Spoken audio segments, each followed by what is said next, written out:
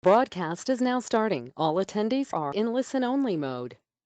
Hi, my name is Cameron McElhenney, and I'm NACOL's Director of Training and Education. I'd like to welcome you to another session of the 2020 Annual NACOL Conference. NACOL's mission is to create a community of support for independent civilian oversight that seeks to make local law enforcement agencies, jails, and prisons more transparent, accountable, and responsive to the communities they serve. One of the ways we work to fulfill this mission is by providing training to the rapidly growing oversight community. Our annual conference is just one of the examples of the training we provide. Today, we are hosting session 20 of our annual conference, where we will be learning more about how to recognize and break down assumption and conclusory language. All of you have entered the call today in listen-only mode. During the session, however, you will have the opportunity to type in your questions for today's speaker. Following the discussion, we'll try and get to as many of your questions as possible. However, if we're not able to get to them all, we will forward your questions on to be addressed. As many of you already know, today's session is being recorded, and shortly after its conclusion, we will work to get the recording and any additional resources provided by today's speaker out to all registrants as quickly as possible. With that, I'd like to turn things over to today's presenter, Jennifer Jarrett, the Deputy Director of Training for the New York City Civilian Complaint Review Board. Over the last 13 years, she has served as an investigator and as the supervisor of dozens of investigators at the CCRB. She currently leads the new investor training course and creates and leads continued and advanced trainings for the investigative staff. Beyond this, she also is an incredibly valuable member of the NACOL Training, Education, and Standards Committee, and an asset to the oversight community as a whole. And we're laughing, but I'm very serious about that, Jennifer. And with that, I'll turn it over to you, Jennifer. Yes, well, thank you for that very nice introduction. And being involved with NACOL is wonderful, and I recommend it to everyone. So yes, I am, let's see, well, first, I'm not sure. Oh, there we go. Sorry, the throw over took a second there. I just want to make sure that my screen can be seen, that my PowerPoint can be seen. Yes. Cami, is that? Okay, perfect. Thank you. Okay. So yes, today we're going to be talking about how to listen for, recognize, and break down assumptions and conclusory language. And this is something that we do with our new investigators the day that they walk in the door. And they have the luxury, I call it a luxury, of hearing about this for many, many hours from me. We don't have that many hours today. So I'm going to go over, the big concepts that we really talk about today. But, there's plenty more to think about always. So I always like to start an interview training with this quote, we look at the world once in childhood, the rest is memory. This is from the poem Nostos by Louise Gluck. And what I really love about this is keeping in mind that, so much of what we experience is based on our preconceived ideas of how the world is and how things are. We talk about, the innocence of children, and it's so lovely to see things through a child's eye. And what we're really saying there is that, they're seeing things freshly. And after a certain point, once we experience something, we aren't experiencing it freshly again. After we touch that hot oven and burn our finger, we're always going to be cautious around an oven after that. We are never going to experience it the same way again. And so that is what is happening in our investigations. We're bringing something to the table, and everyone who's involved, the civilians, the officers, they're also bringing their own preconceived ideas to the table of what happened and why things happen. And what's particularly complex about this is that when we're doing these investigations, they're emotionally charged situations. Everyone has high emotions during these incidents with the police. No one is filing a complaint about an incident because they thought it went so smoothly. And so the civilians and the officers alike bring a lot of emotions to the table. And so we need to recognize that that's going to be happening, but we need to sort of separate out the fact as well. And that doesn't mean that we should be cold. We can be empathetic without being cold. And it's really important for us to show empathy as well when we're doing these interviews, and recognize that people experienced the emotions that they experienced. But at the same time, emotions are not fact. And we really need to make sure that we're looking at the fact of what happened.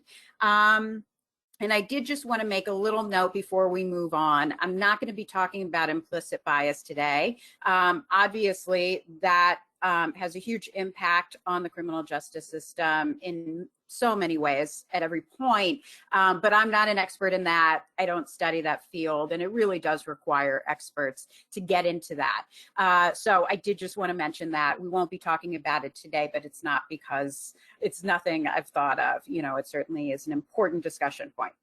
But we will talk about other kinds of bias. And so the first slide that I have up here is about correspondence bias. And sorry, I'm just gonna, I need to minimize something here for me to be able to see this slide so I can read from it. The correspondence bias is the tendency to draw inferences about a person's unique and enduring dispositions from behaviors that can be sorry, I did not minimize this enough. Oh, there we go. From behaviors that can be entirely explained in, oh, geez, I'm really sorry about this. I did not think about this. There we go. Okay, sorry. Okay. So the correspondence bias is a tendency to draw inferences about a person's unique and enduring dispositions from behaviors that can be entirely explained by the situations in which they occur. So I'm not good at reading definitions when they're covered, but also I always have a sort of hard time understanding clinical definitions myself. And so really what they're sort of talking about is making a snap judgment of someone based on what's happening in a situation and how they're responding to something that might have an overarching influence. You know, you can't determine who someone is as a person in general if you don't know them, and all you know is this one situation and how they're responding to it. Also, I always like examples. Definitions are tough for me. So my first example here of correspondence bias is a quiz show host who appears more intelligent than the contestants. So, you know, we all know who they mean here, Alex Trebek, and who, you know, not casting any aspersions on his intelligence. I know that he does seem to be a pretty smart guy. But I also know that if I were hosting that show and I had all of the answers in front of me, and every time someone got something wrong, I would say what the right answer is the way he does, which is, you know, essentially, no. What is the War of 1812? You know, if I'm saying it like that, it makes it sound like I knew. And so it sounds like he knows literally every single answer, even when the contestants, who are obviously quite bright, don't get it right. And so we're making this assumption based on the fact that he's reading all of these cards with the answers on it. You know, if you know, we went to lunch with him, maybe we would find that he doesn't know everything. So that's one example. This next example, whenever I bring it up in one of my classes, there are always people who get wide-eyed because no one likes to think about this example. But what should a juror think during a trial for the murder of Santa Claus because the defendant thought the man with the toy gun was an intruder?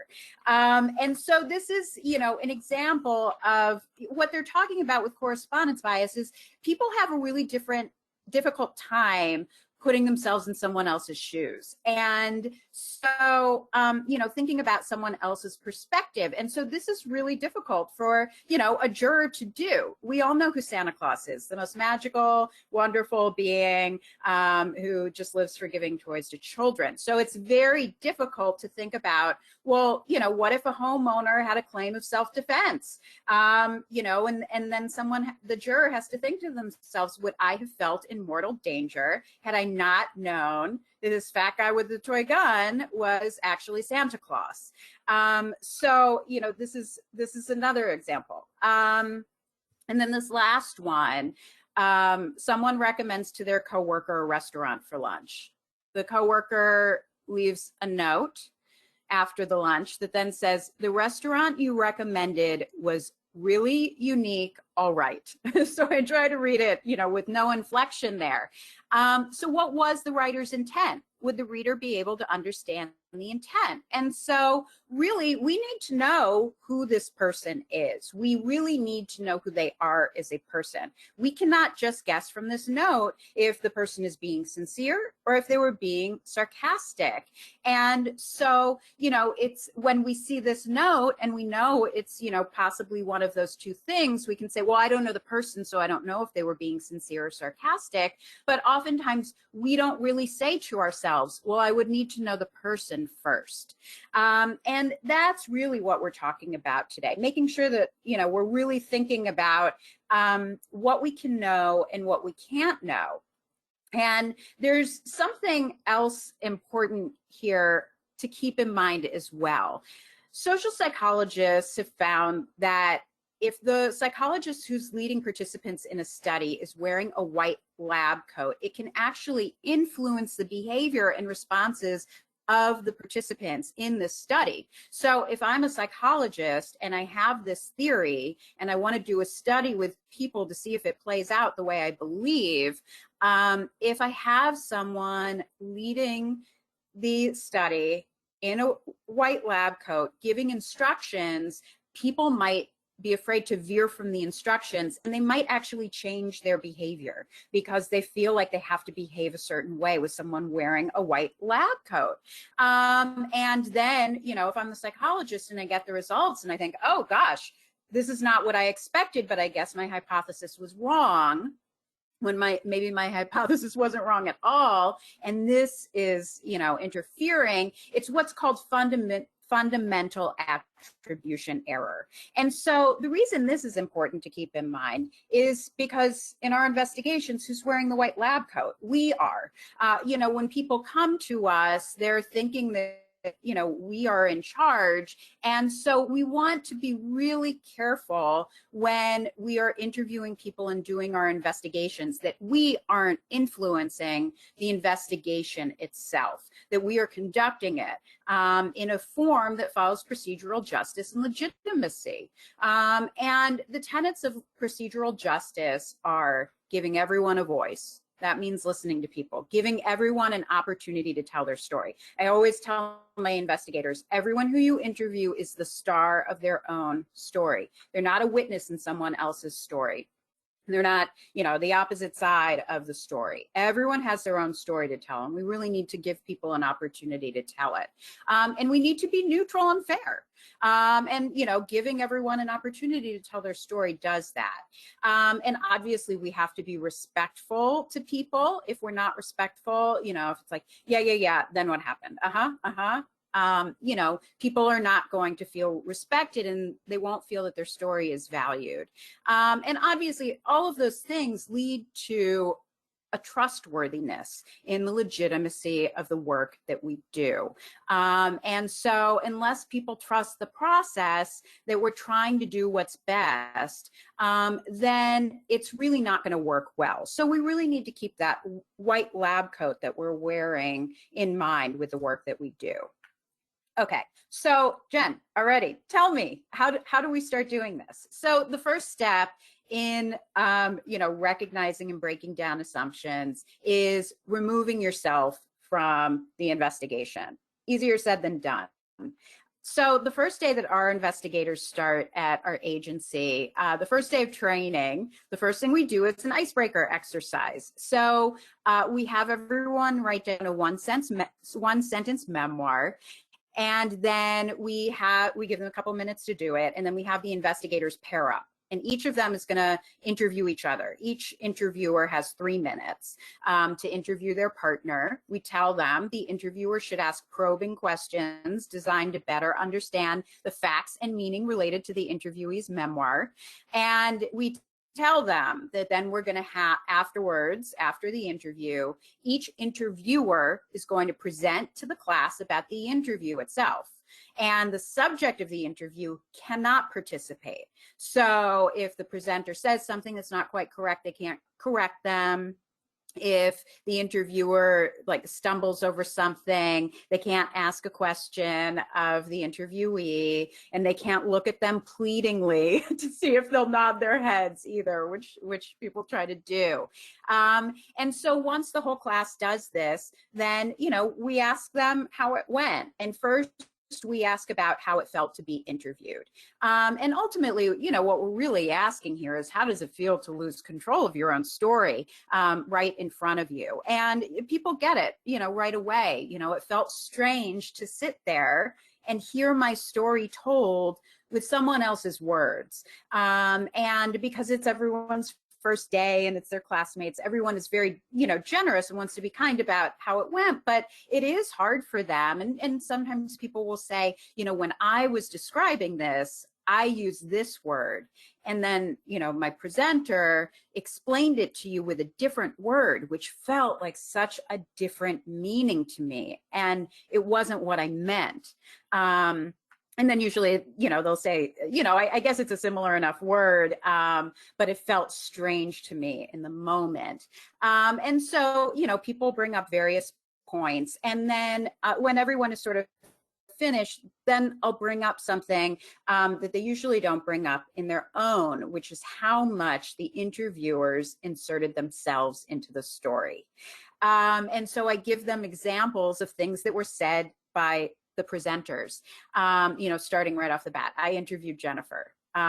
So not, I want to tell you, you're not, you know, this is the story of Jennifer's memoir. You know, I interviewed Jennifer. So the first word is I. She shared something so amazing. She can speak 5 languages. I speak 1. It is so cool that she did that. She is hilarious. I know I'm going to learn so much from her. And so it's always interesting to me, you know, multiple people usually do this in a class.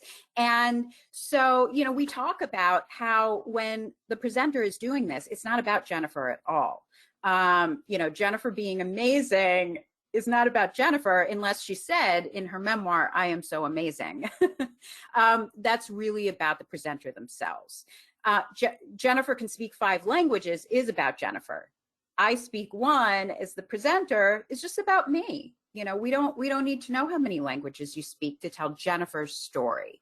It doesn't matter if Jennifer is cool or not. It doesn't matter if she's hilarious, and it doesn't matter if you know you're going to learn so much from her or not. And so, you know, we go through this, and I'll ask people why they inserted themselves. And it's always coming from a very kind place. You know, they usually say something to the effect of, she shared something so personal, I wanted to make sure people appreciated what she had to say. You know, so it's coming from a really good place. You know, this is our first day. We're all, you know, we're all getting to know each other. She told me a personal story. I really want people to, you know, be kind and know that she's great. But it really is a little bit of a wrong idea because ultimately you're not honoring someone's story by determining that it requires you to make it more entertaining for an audience. And that's really what's going on here. You know, you as the investigator aren't the arbiter of what's an entertaining story to tell. And more importantly, you know, as the person being interviewed myself, it's not my job to entertain anyone. You know, it's not my job to have a powerful story to tell. I can be boring and I can still have an important story that is worth telling. And so that's really what we want to keep in mind. If we try to insert ourselves or try to bolster someone's story, we're really not giving them an opportunity to tell their story, or we're actually, you know, sort of judging it in some way. So then the question becomes, so how do you tell a story without editorializing it, which is really what we want to, you know, stop ourselves from doing. So the next thing that I do in training is I show everyone this video. I'm going to start playing it. It's a little over a minute. And I tell them to take notes so that way when we're finished, they can tell me what happened. So imagine you're going to have to explain to the class what happened in this video afterwards. So I'll just play it and we'll talk about it afterwards.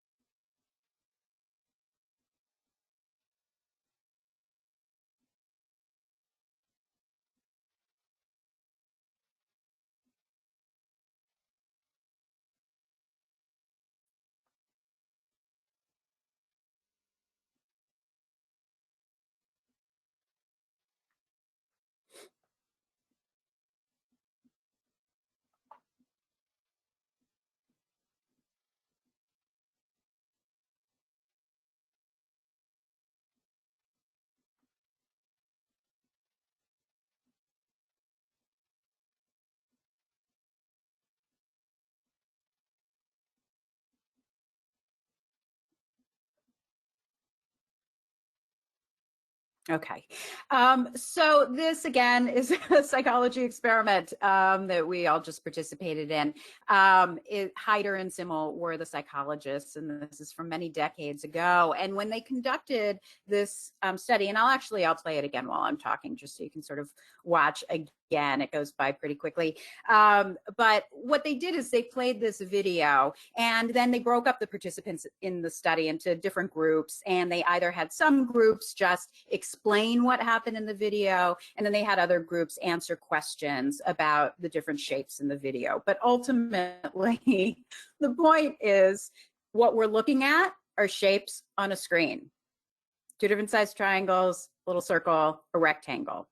And what ended up happening in their experiment is for people to be able to explain what happened it was a film at that time, not a video, for people to be able to explain what happened, they end up telling a story and anthropomorphizing everything in it.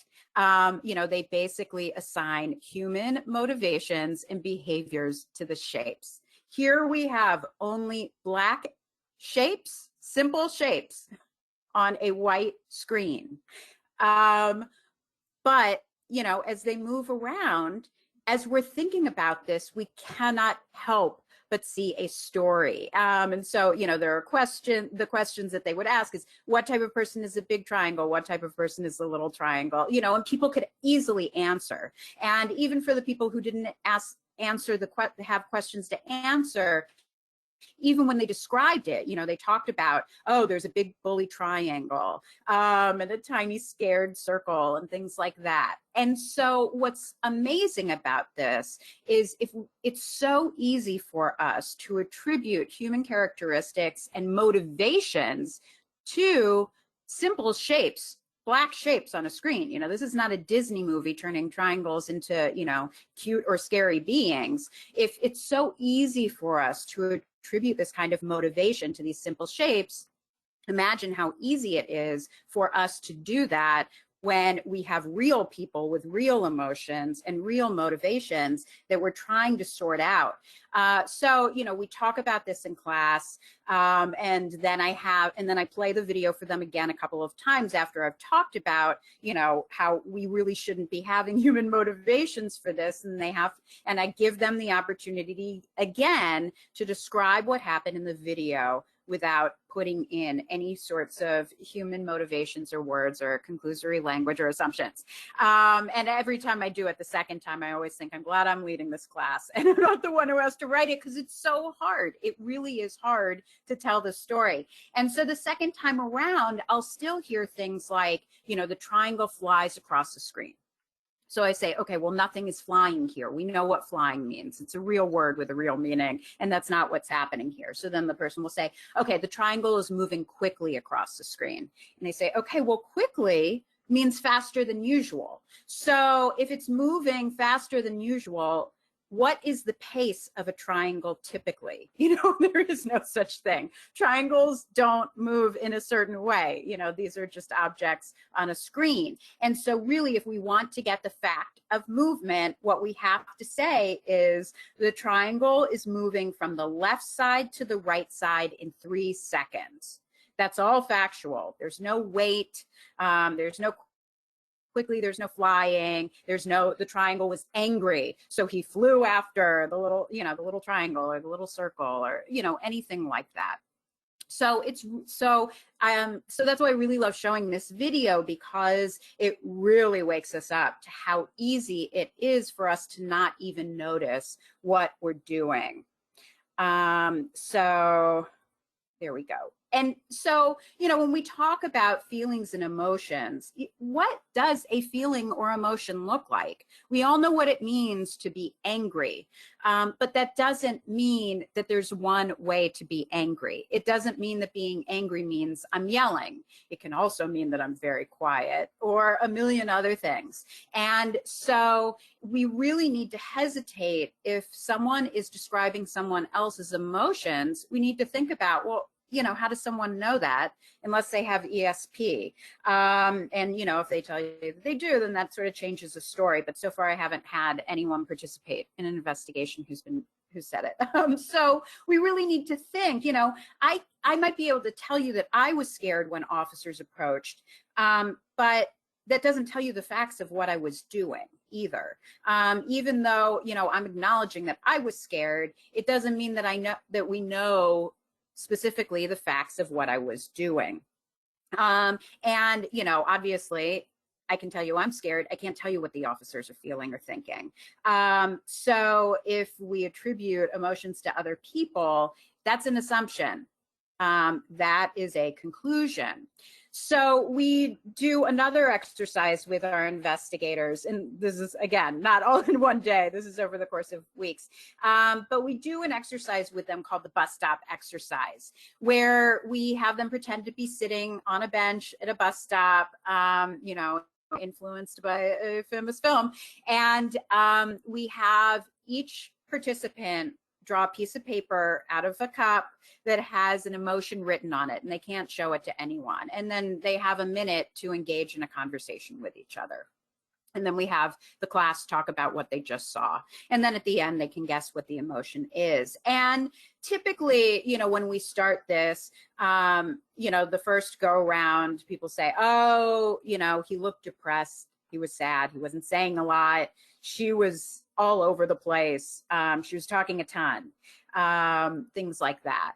And of course, that doesn't tell us anything about what people were actually doing at the time. And so, we start to explain to them, if I wanted you to reenact what happened here, none of what you're telling me, someone speaking quickly, saying a lot, is not going to help me reenact any of what happened here today. Someone sitting on a bench depressed isn't going to tell me the facts of what happened. If a man is sitting with his elbows on his knees and his head in both of his hands and tears are streaming down his face, those are the facts. Depression is the conclusion of those facts.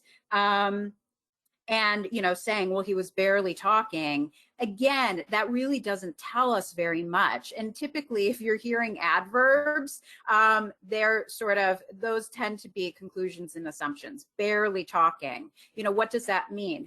When someone is talking at a normal pace, just like that triangle, how does a triangle move at a normal pace? How much talking should there be if you were on a bench next to a stranger at a bus stop? Exactly how much is normal talking? And so, obviously that's subjective. That's based on yourself. That's not based on what's actually happening here. And so, we sort of go through and explain little by little. And then as we go through more pairs of investigators acting things out, the class gets better and better. It's what's happening. But what's always interesting to me is that usually, they'll start describing, okay, the woman on the left is a Black female. She's wearing a pink cardigan, a white dress, white shoes. She has a gray pocketbook and is pulling something out, and so they really start to go through and explain things really well.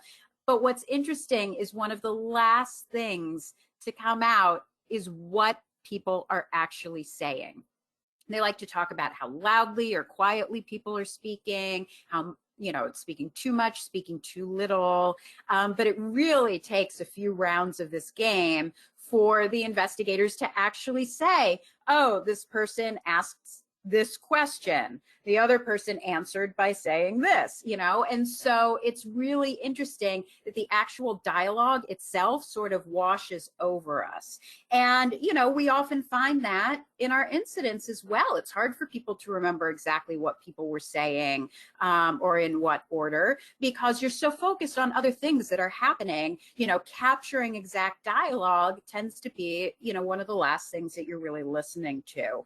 But of course, what people are saying is not negligible at all. It's really, really important for us to know what people are saying. So I will also tell people the story of the first civilian interview that I observed when I was an investigator. A senior investigator had the case and she let me just second seat to observe it. And so when the civilian came in for the interview, he came into the interview room in a wheelchair. He had casts from his ankles all the way up to his pelvis. and he told us the story. He said that he was at a friend's barbecue. It was late at night. It was after midnight, and the adults were outside, and the kids were inside in a room watching television together. And he had gone inside to use the bathroom, and he could hear in the kids' room that there was a baby crying.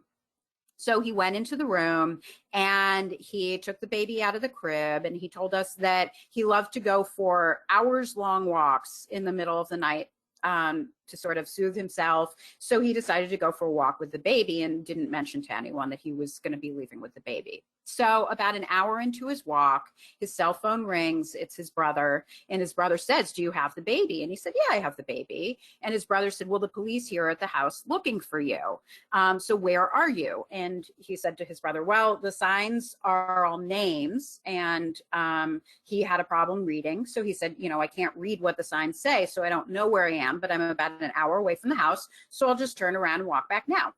So he did. He turned back around, and about an hour later, as he approached the house, he could see, from a few doors down, he saw a ton of police cars, and then he saw a ton of police officers were outside the house, and they looked at him, and he looked at them.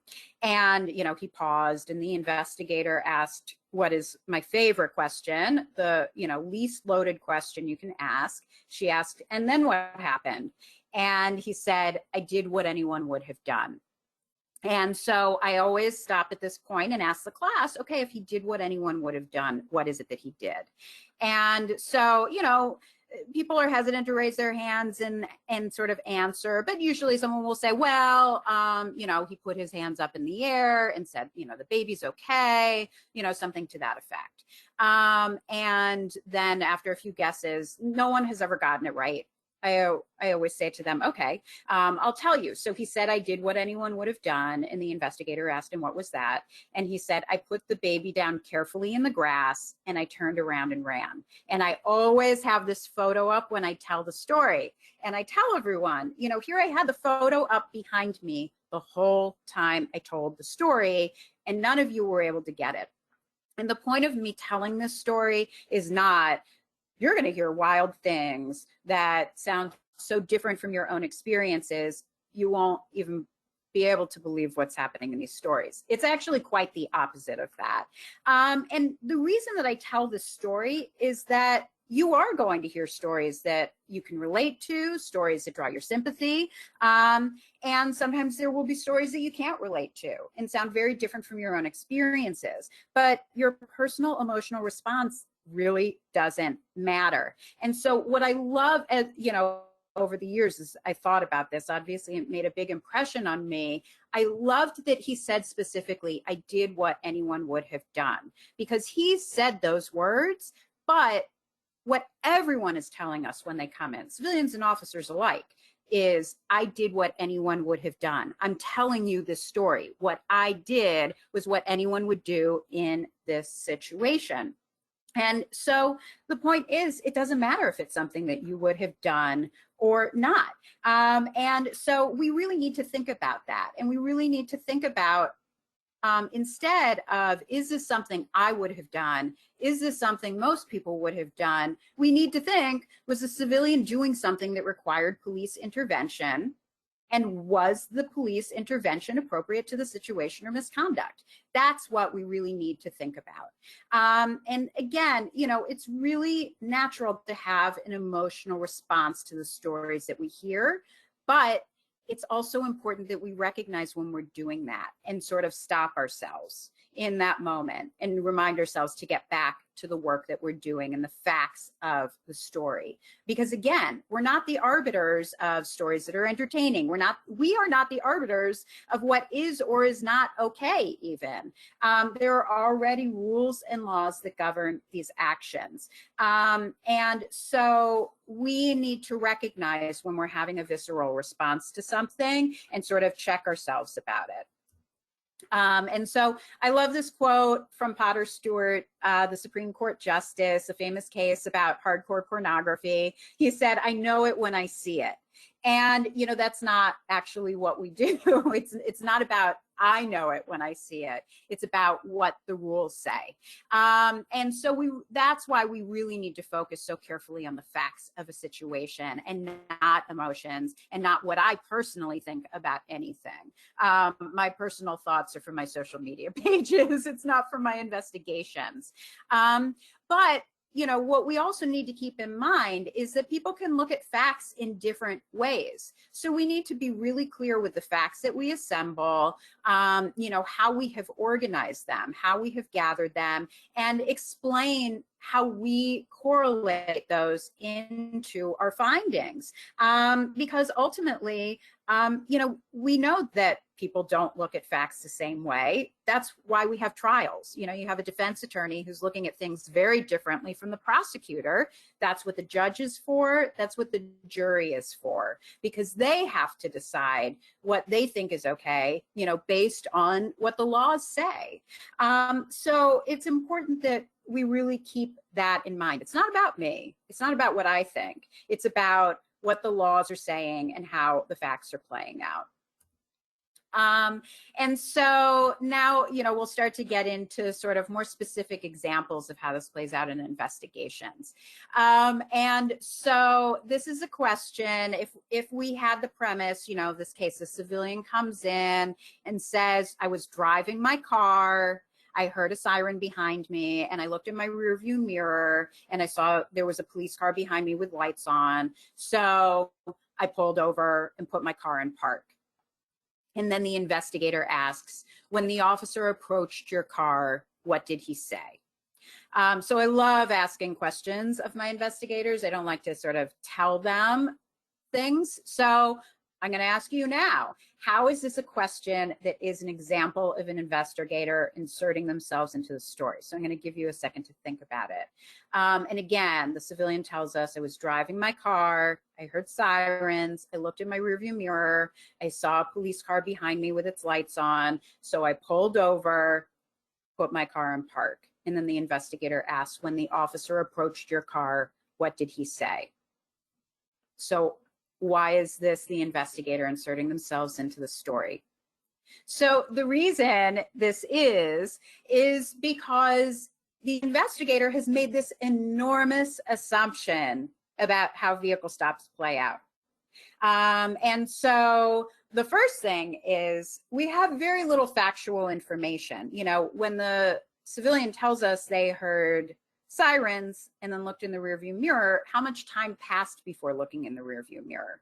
Then they saw the lights and pulled over. Well, how far did they travel before they pulled over? Those are important things for us to know. Rarely do people say, so then I drove maybe 3 or 4 more blocks before I pulled over. So first we need to know those things before we even move on to what happened after they pulled over. But then even when someone pulls over, at that point, we are making an enormous leap and assumption to think that you pull over and the very next thing that happens is the officer immediately approaches your car and begins the incident by saying something. There are a million things that could happen. We never want to guess and make assumptions. We don't necessarily know where, wherever the officers pulled over relative to the car, we want to know the civilian's car. But then at that point as well, then what happened when they pulled over? Maybe the officers stayed in the car for a minute. Maybe they got out. Maybe the officer in the driver's seat took out a flashlight, started shining the light in, the rear window, in the back seat window, then came up to the driver's side door, knocked on the window. We don't even know if the window's up or down. And then, maybe knock on the window and the civilian says, why are you pulling me over? And all of that could be happening long before the officer approaches the car and says something. So that's why we want to be so careful that we're not inserting ourselves into the story. When I talked about in that very first slide, we experience things once in childhood, the rest is memory. Your experiences with a vehicle stop is not what necessarily happened at all. And so we really need to leave open the possibility of things were happening that I could never guess. So you really never want to make assumptions. And so once we realize all of the subtle and not so subtle ways that we insert ourselves as investigators into a story, it really helps us begin to recognize how much of a story we hear is someone else's conclusions and assumptions. And, you know, including that what they tell us is what they think is the only important part of the story. You know, we ask a lot of detailed questions in the work that we do because people think that they've already told us what we need to know. And so that's why it's really so important that our questions are neutral and allow for more of the story to come out. We're not asking more questions because we think we're going to trick someone into something. We're asking more questions because people often don't know the level of detail that we really need to get at the facts of what happened. And if we're limiting the story to our assumptions of how the incident progressed, we're really not giving people the opportunity to tell their story. So I have here a little bit of a map of the interview, and our interviews are made up of tiny points throughout the interview. But before we even get into what was going on, we always want to know what the setting was. And not a vague setting, you know, like, oh, the civilian was driving a car. I know what a road looks like. I know what a car looks like. Well, what kind of road was this? You know, how many lanes? In what directions? How fast was the person traveling? You really need to be able to make a replica of the location and think about distances and visual obstacles, where people are placed before the interaction even begins, because then as people are moving around in our setting, you know, that can influence how the situation plays out as people approach each other and things like that. And then, you know, once we sort of get into the points of what was happening during an incident, we always want to begin with broad, open-ended questions and then get more detailed about each point in the incident as it's going on. And keep in mind that, you know, the points of an incident are very small. There are never going to be, you know, 3 points in an incident. You know, this isn't sort of like mapping a play. So we want to think about them in really small points. So the first point might be, you know, if an officer says, I got a call about a robbery in progress. So, you know, where were you when you got the call? What did the call say? You know, things like that. So, you know, we really want to have broad, open-ended questions, and then, you know, maybe sort of get to the bottom of the triangle. You know, did you say anything to your partner? You know, did you and your partner have a conversation about the call? Okay, and then what happened? My favorite question, because there's no weight to it. There's no, okay, then what did the officer say? And so, you know, many of our incidents are not driven by dialogue. And so if we're making an assumption, oh, the next thing that happened is someone said something or the officer did something, then we're leaving open the possibility of missing things. So we always want to be really careful that, you know, we just sort of ask, and then what happened? And really general questions to allow people to tell the story that they have to tell. And again, I can never stress setting enough, which is why I have a whole slide about it here. Because again, it's so easy for us to make assumptions even about a setting. I know what a sidewalk looks like. Well, you don't know what the sidewalk looks like. You don't know how wide it was. You don't know where people were standing. You don't know what the lighting was like. You don't know if it was filled with people or desolate. So you really, and even if someone's at a sidewalk, you know, if they say that they're at an intersection, intersections always cause so many problems for people who are making assumptions, because typically people are not standing at a point, you know, the actual 90-degree angle point of an intersection. So which street were they on? Or if they were in a car, you know, how far were they from the actual intersection itself? How many car lengths? And so we really want to know a lot of details. If they were in a car, was it moving or was it parked? And where were people situated in the vehicle? And was the action on the same side of the street, the opposite side, you know, on and on and on. We really want to think about all of these things before we even begin to ask, what alerted you to the officers or what alerted you to the civilian? And, I have this big triangle here. Note how much setting detail we're asking about before we even discuss the officers with the civilians or the civilian with the officers. We really want to think about what's important for us to know before this interaction really even begins. And it's also important to really think about the chronology, particularly that thoughts precede actions. I do not have disembodied hands that, well, I talk a lot with my hands, obviously. You can see me, I've been doing it nonstop. But beyond that, my hands don't move before I have thoughts in my head. And so certainly with civilians and officers alike, no one is punching someone and then thinking later, oh, why did my hand do that? Oh, my hand knew. Whatever, we don't have disembodied hands. And so the actions that we are taking are based on our thoughts. Even if things are happening in milliseconds, there was a thought that prompted the action. And it's really important that we know what those thoughts are before we begin talking about the action itself. And so, for example, here, if we know that there's a frisk, before we talk about the frisk, we already want to have asked enough open-ended questions of the officer that we know that the civilian matched a description that went over the radio, that the civilian was wearing a winter coat in June, which is unusual. It was a hot day. And the civilian had a bulge in, the front right pants pocket. And of course, we need to know the size and the shape of the bulge. A bulge itself does not mean anything. And that the civilian kept reaching for the pocket.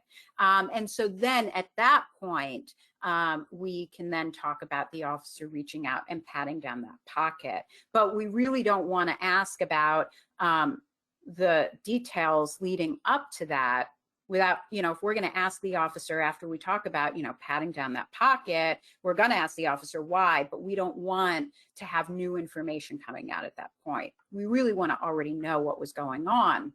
And again, if we're making assumptions about what we know or what we think we know, then we're going to be missing out on a lot, or if the officer simply says, oh, well, I conducted a frisk because I feared for my safety and we're allowed to do it then. Well, we don't really have any facts there. That's conclusory language, fearing for my safety. We need to know why they feared for their safety. What specifically was happening? What were the facts that were happening that led to you fearing for your safety? And that's really what we need to get to. We can't have this information washing over us. This morning, I was meeting with an investigator who had transcribed a video. And at one point, it said an officer was trying to do crowd control. And I said, I have no idea what that means. Certainly after all of the protests we've seen this summer, there's a big range of what officers consider crowd control. So we want to really know what details are. And, something like, trying to characterize something as doing crowd control really releases us from the facts and is all assumption. And we hear a lot of terms in the interviews that we do that are real words. They're not made up words, but ultimately they can be quite vague and really don't give us a lot of facts. So one that we hear from officers all the time is, it was a high crime area. So we need to ask follow-up questions about that. What's the crime in that area? And what is the area? Is it a street, a few blocks, the entire precinct? I personally grew up in a suburb and now I live in New York City. And so all of New York City is a high crime area relative to the suburb where I grew up. But that doesn't mean that, we can say that all of New York City is a high crime area. So therefore officers can do whatever they want anywhere they want. And so we need to be really particular about that. And then we need to know, well, how do you know that this is a high crime area for this crime and this area? And what's your training and experience? Basically, officers will tell us, well, with my training and experience. So what training is that and when did you receive it? If that was 15 years ago when you were in the police academy, then that's not necessarily so relevant to what's going on right now.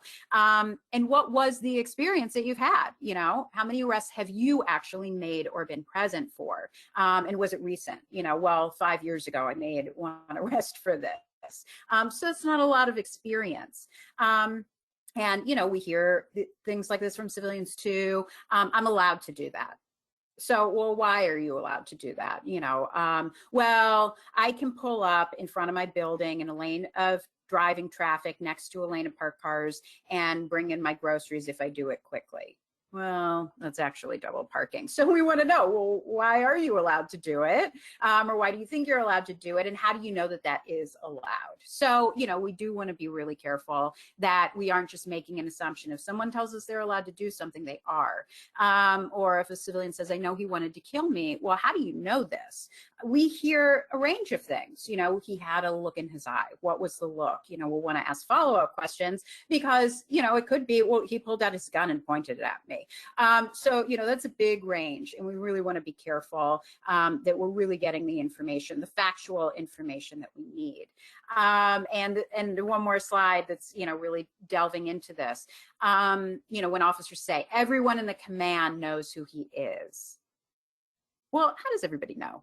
Was this information that was read at a roll call? Was there a wanted poster? Have you heard from other officers, or you interacted with him yourself? In what capacity? Anytime someone tells us everyone knows something, we want to know who that is. So if a civilian says to us, everyone knows he plants drugs, well, how does everybody know that? You heard from other people in the community, or you interacted with him yourself, and in what capacity? And again, I'm not saying that we're not going to get real factual information about all of these things, but we can't just make an assumption that what someone is telling us is the truth. And so if we ask the right follow-up questions and we really get to the facts, then we can really determine this is actually very valid. Or, if police officers say we're allowed to do X under Y circumstances, officers can come in and sound very authoritative about what they are and are not allowed to do. But that doesn't mean that they're necessarily correct. They can misunderstand things. They can, maybe someone told them once a while ago that they could do something and they thought it was true and that person was wrong. So we really need to know according to what, some patrol guide or some other guide, in what section, if it's something that you've never heard of in particular, you really want to know, because don't make an assumption that you're going to be able to find it later. You don't want to walk out of the interview and think later, I'll just look in this guide and it'll come up somewhere, because many times it does not. And if a civilian says I wasn't resisting, that doesn't mean that we don't need to know anything else, because we do need to know, what were you doing then? Where were your hands? Why did it take a minute for the officers to get your second wrist handcuffed? Just saying I wasn't resisting doesn't necessarily mean that someone wasn't doing something. It means that they're making a conclusion about their behavior. So then if they explain to us, I was literally standing there with my hands behind my back, they were hitting me, doing things. Okay, fine. Then that's great. Now we have the factual information we need. Now we are on the same page. If an officer says we grabbed his information, again, what does that mean? What does grabbed mean here? Does it mean they asked for it? Did they take it from somewhere? We really need to know, again, the facts. We were just hanging out. And again, this isn't about, we're assuming that something wrong was going on. We just need to know what hanging out means. When I hang out with my friends as like a middle-aged lady, that's different from, someone who's much younger than me hanging out. We're doing different things. So it doesn't mean that either of them is bad or good. It just means I don't know exactly what that means. So what does that mean to you? Here's what it means to me. I'm happy to answer. So we really need to know where and how were you situated? What were you doing? And if someone says that's when we decided to put him under arrest, who's we? Again, police officers don't have ESP with each other. So if we are making a decision, how is that decision made in a group? Was there a conversation or something else? If a civilian tells you, we were upset, and so that's when we decided to call 911 for a supervisor, again, who is we in this scenario, and how did you make this decision? Was there a conversation? Really, what was going on? So finally, now we're sort of really getting to the point of putting it all together. And so again, it's not that these are words that have no meaning. All of these words have meaning. It's just there's a lot of vagueness, there's a lot of conclusion, there's a lot of subjectivity built into this. So, you know, belligerent, I remember from high school, vocabulary words. So I know it's a real word with a real meaning here, but oftentimes what we'll hear from a police officer is, well, the civilian was being belligerent and he was flailing his arms and making furtive movements. So that's why I needed to frisk him. So if we just leave that, it sounds like something was happening that maybe wasn't. So if we break it down, and you know, this is not uncommon to have it broken down in this way. So first we'll start by asking, okay, so when you said belligerent, what specifically was the civilian doing? Well, he was yelling. Okay, and what was he yelling? He was yelling, you can't do this to me. I have my rights. Okay, anything else? No. Okay, and you said he was flailing his arms. So what was he doing? Well, he was going like this. Okay, when was he going like this? Well, when he was saying, you know, you can't do this to me. I know my rights. You know, I have my rights. You can't do this to me.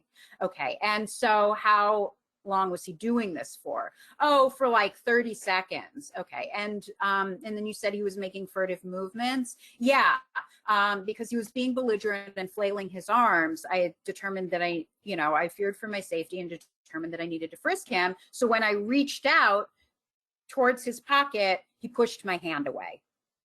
Okay, and so pushing your hand away is the furtive movements you're referring to here? Yes. Okay, and anything else? No. So of course, you know, it becomes such a different scenario, you know, to have our civilian saying, hey, you can't do this to me. I know my rights. You know, that's not something that an officer should fear for their safety. And certainly if an officer then starts reaching towards me while I'm doing that and I start to, you know, push his hand away, it's not a furtive movement. Also, what did we discover? The officer did not determine to frisk the person as a result of all three of those things. The officer determined that he feared for his safety and needed to conduct the frisk because of the belligerent and flailing arms, and the furtive movements came after the officer starting to reach out. So again, if we don't break down these words, we're really missing a lot of what's going on in our story. And so, you know, of course, that's why I have this Magritte painting next to it. You know, we know the door, we know door does not mean horse. We know wind does not mean clock, et cetera, et cetera. We do know valise, you know, that's the right picture. But it's really important that we're not so lost in our ideas of, I know what that means, that we aren't asking for more clarification if it's not a factual word. And so if we're really doing this and really being careful, then when we get to really describing a scene, we're really able to do it using factual terms. And so this is a photo where if we're going to talk about the facts, we can talk about them like this. So, you know, I'll ask my class what's happening in this photo, and they'll say people are being frisked. Okay, well, that's sort of the end point, the conclusion that we're making about. But I ask them, well, tell me what else is happening in the photo. And I go through and ask people over and over again, what else, what else, what else? So essentially, we're breaking down the photo this way. There are two civilians, two police officers, and the civilians have their hands against a building. For those of us in New York City, even though the sign's cut off, we know that the YCHA is really for the New York City Housing Authority, which is our public housing in New York City. And again, although the sign is cut off, it says, welcome to the Mitchell Houses, which is a housing complex in New York City, a public housing complex. And the male on the left is a white male, brown hair, sunglasses. He's wearing a pink short sleeve t-shirt. He's wearing blue jeans. In his back right pants pocket, we can see a bulge that is about 1 inch thick, and it's about 3 inches by 5 inches. It's rectangular. We cannot see the front of him. His torso is facing the wall, although it does not appear to be touching it in this photo because you can see a shadow as well. His right hand is touching white brick. His left hand is touching the Welcome to the Mitchell Houses sign. And again, I think I just said his torso is facing towards the wall. We can't see the front of him. We can see the right side of his front right pants pocket, but we can't see the whole pocket. It looks like there is a bulge in that pocket that's about 7 inches long and 1 inch thick. It's from this angle, it looks oblong, but because you can't see the entire pocket, it's unclear how wide it is. Because the photo has everyone cut off at the knees, it's difficult to tell how tall the civilian is. The officer who is standing behind him has a dark complexion. I'm not sure what race he is. He has a mustache, and he's bending down slightly behind the white male civilian, so it's difficult to tell how tall he is relative to the civilian. Again, because everyone's cut off at the knees, it's difficult to really tell height in general. This officer, you cannot see his left arm at all, but you can see his right arm and hand, and his hand is on the inside upper left thigh of the male on the left. The male on the right is a black male with a shaved head and a beard. He has his left hand on the white brick wall. He has his right hand on a window, and his torso is facing that window. It's unclear what that window goes to in this photo. He is wearing a black short sleeve t-shirt and black shorts. There is a white officer behind him. I believe it's a male, but I'm not entirely sure. And so at this point, as we're going through it, I will ask the class, what is it that the officer behind black male is doing? And, someone inevitably will say, well, he's frisking his waistband. So I'll ask the class, who in here can see the officer's hand? Of course, no one can see his hand. So, if we say he's frisking that waistband, we're making an assumption, which doesn't mean we can't say anything. And this is really when we want to be careful about the facts. It doesn't mean that there's nothing to say here. We can say, we can see his left arm, and it's extended toward the civilian's waistband. We cannot see his hand to see what's happening with his hand. And that is great information for us to have. We're not editorializing, we're not adding to the photo, we're not detracting from the photo. And at the CCRB, our standard is a preponderance of the evidence. If the civilian tells us that his waistband was frisked and we have this photo, I believe we would have a preponderance of the evidence that his waistband was frisked by this officer. So it doesn't mean that we don't have evidence here. It's important evidence, but we need to be careful and precise about how we describe it. And then, of course, in this photo to the left of the male's waistband, then we always have a big debate about what that is. It has always looked to me like a baseball glove with a baseball in it. We do have some debate, and people have come up with interesting theories about what it is. And there's always a little bit of a debate about whether it is actually attached to his waistband or if it is tucked in the corner of the outer windowsill of that window. I have no answers here for what that is. I got this photo off of the internet. It's not from a case, so I don't know. I believe it might actually be a training exercise with the NYPD because the blue handles indicate toy guns that the NYPD uses with new officers. So I believe this was actually an exercise. But when describing this photo, I just spent a long time describing all of the facts that are present in this photo, and we can go on and on. A lot of people will come up with things that I haven't even mentioned yet. But the important thing to also remember is this photo is 1 second of this entire incident. And there's so much information that has just come out from this one moment. And that's me just focusing on all of the facts. That's not me eliciting all of this information in an interview when a civilian is telling us, I was really upset, he was touching me in places I didn't feel comfortable with, I was letting him know I knew my rights, and he was saying things and I was saying things and he was yelling at me and it was inappropriate. So, it takes a long time in an interview to get all of that information out. And we really need to do our work, and we really need to think carefully about removing ourselves and removing the civilians' assumptions and speculations about what was happening.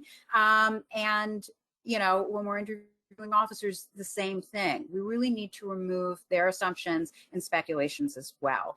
And so hopefully this has, given you some beginning explanation of really, sort of how to recognize the ways that people insert themselves into the stories that we hear. And that's really the first step, is recognizing it. If you are letting stories wash over you, then you're really going to have a hard time getting to the facts of the story. And then at the end, it's going to end up, having a sort of weaker investigation. If you're saying that someone appeared disoriented, I truly have no idea what that means. That was something else that came up this morning when I was working with the investigator.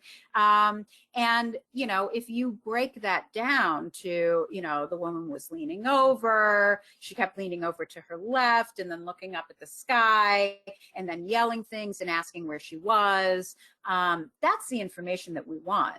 Appearing disoriented is just sort of our own assumption of what was going on. And so we really do always want to just focus on the facts of what's happening, and then we can get to this point where, and really, so then when we're doing our investigation and explaining what happened, we know what we're going to be focused on, and we know what's really going to help us determine, again, whether something was happening that required police officer intervention and whether the police officer action was appropriate to the situation. So that's my last slide. So Cami, I guess, do we have any questions? Hi, Jennifer. Thank you for that amazing presentation. We do have a couple of questions that have come in. The first one I think was actually related back to when you were talking about the traffic stop and how they were describing the amount of time. And someone just pointed out, could this has also been someone pulling over for a fire truck to let them pass by, or hearing a siren and seeing lights? There's nothing mentioned that they said it was a police car. Right, exactly. I mean, that's the kind of detail that we really need. When you say you looked in, and you saw lights, we really, of course, I love to ask detailed questions.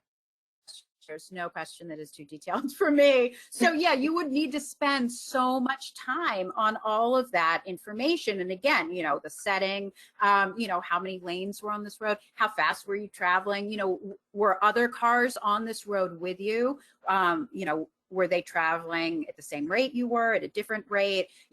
How did you know that siren or light was for you as opposed to something else? Did you know when you pulled over? All of these questions are wonderful questions to really be asking, because otherwise we can be making all kinds of assumptions. Yeah, great. Absolutely. The next question is, as oversight practitioners review investigations and especially written reports, recognizing that investigations do often lead to conclusions, how can we identify assumptions and improper conclusory language? Yeah, well, really, I love to tell my investigators, when you finish this interview, you should be able to make a movie of the incident. And I'm not talking about using artistic license. You don't get to be a famous investigator here who can a famous director who gets to, paint whatever story they want. This is one of those cheesy true crime shows where it's a moment by moment reenactment, and it has to be perfect about what exactly happened. That is what you are making. And so you need to be able to picture the incident in your head. I tell the investigators that when they start the interview, they should be picturing white fluffy clouds. And every piece of information they get is filling in those white fluffy clouds. So if there's a sidewalk, until we're placing the sidewalk and we know how big the sidewalk is, what's around it. We can't make any assumptions. It's still just white fluffy clouds everywhere. And so, people are floating in space. And, we really need to be careful to pull people down into real objects and real settings and get rid of all of those white fluffy clouds. And so if someone is reading a report, like I was talking about this when I was talking to the investigator this morning, and it said the officer was trying to do crowd control. If you read a report and you see that, and there's literally no explanation of what the officer was doing, was the officer saying something? Was the officer pushing people? Was the officer firing rubber bullets? We've seen a big range this summer of all of those things.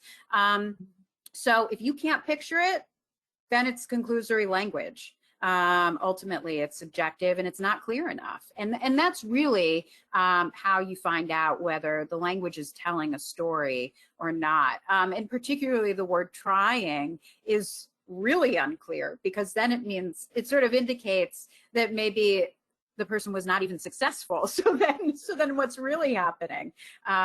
So, if someone's trying to do something, that's different from actually doing something. So what does trying even mean there? Great. So this next question kind of delves into how this fits into the overall training program at New York City. So you said that the presentation is based on material you present to investigators over multiple weeks. Can you generally discuss the chronology of this aspect of your interview training, the time you devote to it, who conducts the training, and how you effectuate it? Yes. Well, like in the old world before the pandemic, we would have classes of people, and we have a training team. I created the training that we go through. I'm in there with them. We do a few hours a day for the most part, so they can also do observations and things with senior investigators and see how everything is working in tandem with learning. And so I would say the first 2 weeks we do a lot of work with this concept, and so it's sort of, there are other things happening as well, but it's always building. If you asked an investigator how long we spent on this, I don't know if they would tell you my answer, which is the entire training. Really, I'm always drawing it back to these concepts as we're teaching them more and more things. I am always trying to at least subtly bring it back to, and this is why you need to be asking these factual questions. So whether it's an interview training, how to ask open-ended questions, even whether it's about, a search and seizure training. Again, all of these sort of even more factual trainings, how to identify officers, everything comes back to, if you are letting information wash over you and you're not listening to conclusions, then you're not going to be getting the facts that you need to really move forward with your casework. So I don't know if that really answers everything, but essentially that's how it goes. No, I think that'll be very helpful for those who are out there who are establishing oversight and thinking about the training that's necessary, or existing agencies who are looking to up their training of investigators.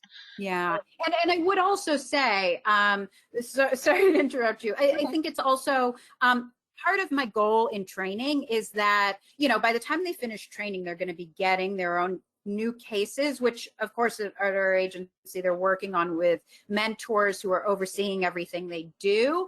But at the same time, this is such a difficult concept for people to grasp that when they go back, so many of the things they're learning are, how do you use this computer system? How do you order the documents? Who do we send this to? Where do I put this? Where's the bathroom? All of those things that, they're asking questions about. No one is ever going to think to ask their mentor, how do I handle conclusory language? And so part of the reason that it's such a huge focus for me in training is because that's not something that is easily picked up. As an investigator myself, I didn't have this kind of training, and it took a really long time for me as an investigator to sort of recognize how important this is. And it took a lot of my investigations to really be able to understand how to get at this information. And so a lot of what I do with training is sort of think about what was hardest for me to learn as an investigator, to give them these tools so they can build on what I've taught them and sort of start to understand it in context better and better as they move along. But if they aren't given these concepts at the beginning, then it can take a really long time to even recognize that this is happening. So this is why, to me, this is so important, because you can talk about all kinds of tools and questions to ask, and how Fourth Amendment and force and things like that. But if you're not breaking down language properly and you're not listening for facts properly, then you're going to miss out on this. Thank you for that, the additional information. That was helpful. So the next question is, what do you train regarding allowing the witness to provide an uninterrupted narrative? Yes. So what we do with civilians and officers, we, have a boilerplate script with different information, state your name, things like that. And then the last question of the script is directing your attention to date and time in as much detail as you can. Tell me what happened. That's it. And for some people, it's 2 minutes. For some people, it's 10 minutes or 15 minutes. And whatever, for some people, it's 10 seconds. I don't remember this incident. So then we go back and I tell our investigators, basically the first question out of your mouth should be going back to the beginning. And it's your job to sort of figure out what the beginning of the incident really is. And the beginning is never the interaction between the civilians and the police officer. It's always something that happened before that. And so your guess is just sort of figure it out, but we don't interrupt people during the initial narrative. We really need to give them the opportunity to tell us what's going on. And when people answer questions, we also don't want to interrupt them either. Even if they're not answering the question that you asked, you need to be focused on, when I talked about those upside down triangle points, you need to be focused on the fact that you asked a question about something that was happening in point C, they answered with point G, you let them give their whole answer, and then you say, okay, so going back to when you were getting out of your car. You're in control of the interview, you want to keep the chronology where it is, but you never want to interrupt people. Because if you interrupt people, you're not giving them an opportunity to tell their story. Next, we have a question about, I've heard both complainants and board members express concern that investigators make complainants feel like they are being investigated instead of the officers. How do you ask questions and write reports in a way that assesses credibility and gets the information, but does not make complainants feel like they are on a trial or make board members feel like that is what was happening? Yeah, well, we certainly shouldn't. And that's really why procedural justice is so important in the work that we do, and making people know that they are being listened to.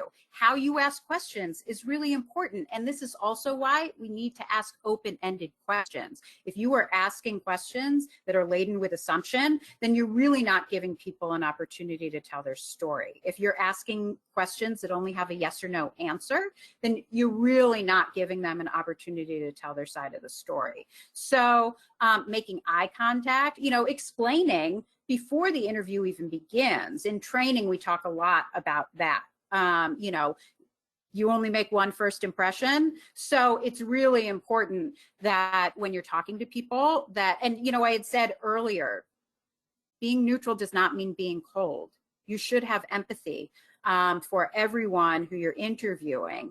And so you can be warm and you can be empathetic and still be neutral and still focus on the facts. And so it's really important that you give everyone the opportunity to tell their story. So make eye contact with people before the interview begins. Explain to them the process. I'm going to be asking you a lot of detailed questions. And I'm going to be asking you a lot of questions that you may not know the answer to. I'm looking for a lot of facts today. today. And so if you don't know the answer to a question, tell me you don't know the answer, and that's fine, and we'll move on. But I do have a lot of questions that I'm going to be asking you. You know, this interview is going to probably take about 45 minutes. So I just want you to know I will be asking a lot of questions, and I know it can be tiring. And, you know, if you need to take a break, let me know. But I will be asking you a lot of questions. Thank you for that, Jennifer. So the next question, I think we'll have time for at least a couple more. But the next question is someone wanting your thoughts on finding common areas where officers in an agency commonly use conclusory language, assaultive, disoriented, etc. Does that indicate a need for more training by the agency? What about training to recognize signs of psychosis rather than stating the person was hysterical? How can agencies do a better job of having their officers use more factual and less conclusory language, especially when it is language used to justify the use of force? Yeah, well, that is a big problem because I think a lot of their training is to use these words. You know, they're told in the arrest report, put that someone was belligerent. So they are given words to use on their arrest reports when they testify. And, you know, a lot of those words are conclusory words, and they're not factual words. And so I think it would be, you know, if I ran a police department, which of course I don't, and no one is probably going to be asking me to, but you know, I would think it's really important to sort of, and certainly with DA's offices, they're the ones who are really sort of prepping them about what to say on the stand. And I would think that that would be a really important thing that they would want, especially, you know, in cities where now there are district attorneys with different views of things, you know, certainly more progressive district attorneys. I would think that they would be focusing on, you know, words that officers are using in arrest reports, words that they're using on the stand, you know, and prepping them differently. So there really is more of a focus on factual language instead of drawing conclusions.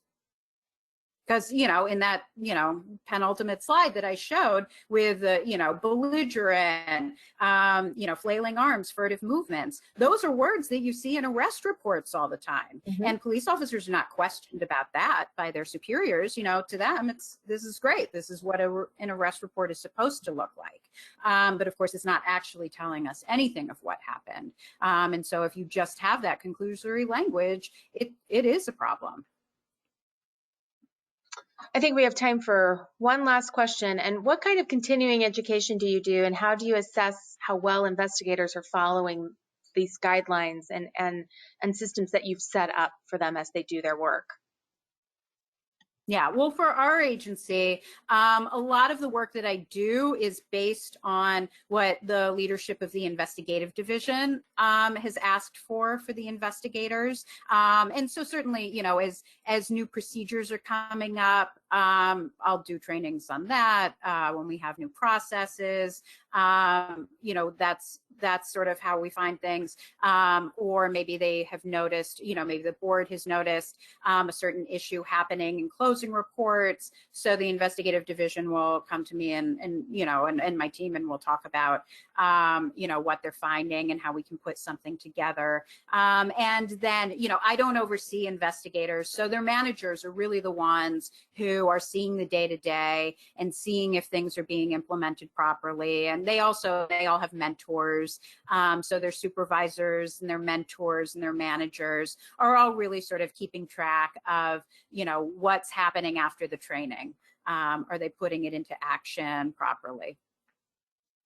Thank you, Jennifer. And with that, I think we've run out of time for questions, but I will warn you, there are quite a few people who will probably be contacting you about additional training options. I think people have really gotten a lot out of this and are asking questions about how they can get the training for more members of their agency. So, but with that, I would, on behalf of the NACO board, the staff, and our membership, I'd like to thank you for providing this information to us today. I also want to thank all of our attendees from the broader oversight community who took time out of the day to be with us and learn a little bit more about this.